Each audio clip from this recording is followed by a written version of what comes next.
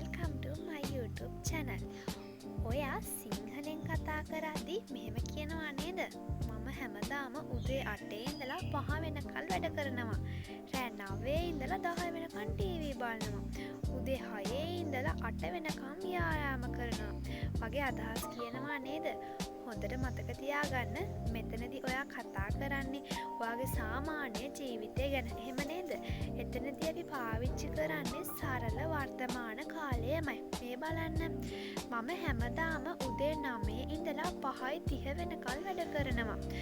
I work every day from 9 o'clock to 5:30.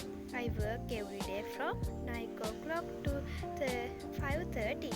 මම හැමදාම උදේට නානවා. I take a shower every morning. මම හැමදාම උදේ විට ව්‍යායාම කරනවා. I do exercise every morning. ඔයාලා දන්නවාද? බොහෝ විට always, never, often, sometimes, every week, on Monday වගේ පදත් එක්ක යෙදෙන්නේ සරල වර්තමාන කාලය. හරි, අපි බලමු ඉස්සෙල්ලා මේ වචන ටිකේ තේරුම මොනවද කියලා.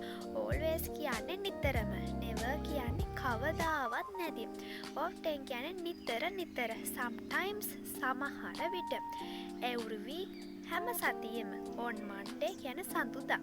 හරි, අපි බලමු වාක්‍ය. මම නිතරම කෑම කන්නට පෙර මගේ අත් සෝදනවා. ඒක සාමාන්‍යයෙන් කරන සිරිතක්නේ. I always wash my hands before meals. සාමාන්‍යයෙන් මම ගෙදර යන්නේ සිකුරාදට. I usually go home on Friday. එන සාමාන්‍යයෙන් කියන වචන තමයි usually කියන එක පාවිච්චි කරන්නේ. හරි, අපි මේ වාක්‍යය බලමු. සාමාන්‍යයෙන් මම වැඩට යන්නේ බස් එකෙන්. ඒක කොහොමද කියන්නේ? I usually go to work by bus. අපි මේක බලමු. මම කවදාවත් මස් කන්නේ නැහැ. I never eat meat.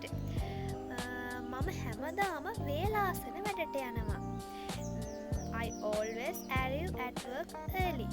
අනේ එහෙම තමයි කියන්නේ. මම කියවුවා නේද? නිතර කියන එකට පාවිච්චි කරන often කියලා. මම නිතර ඒ කෙල්ල දකින. අපි ඒක කොහොමද කියන්නේ? I often see that girl. අනේ විදිහට තමයි අපි කියන්නේ. මම මේ වාක්‍ය description එකේ දානවා. ඒවත් ඔයාලා බලන්න. හරි, අපි මේ වාක්‍ය ටික බලමු. හැම සතියාන්තයකම මම ගෙදර යනවා. ඒක කියන්නේ every weekend I go home. ඊළඟ වාක්‍යය මම නිතරම ලියන්නේ රාට. I always write at night. ඊළඟ වාක්‍යය තමයි මම පොය දවසට පන්සල් යනවා. මේක කියන්නේ I go to temple on Poya day. හරි, දවසක් මම මගේ කොණ්ඩේ සෝදනවා. මේක ටිකක් විශේෂයි. ගොඩක් අය දන්නේ නැහැ දවසක් කියනකොට මොකද දාන්නේ කියලා. දවසක් කියද්දි දාන්නේ every other day. එහෙනම් දවසක් මම මගේ කොණ්ඩේ සෝදනවා කියනකොට දාන්නේ every other day I wash my hair.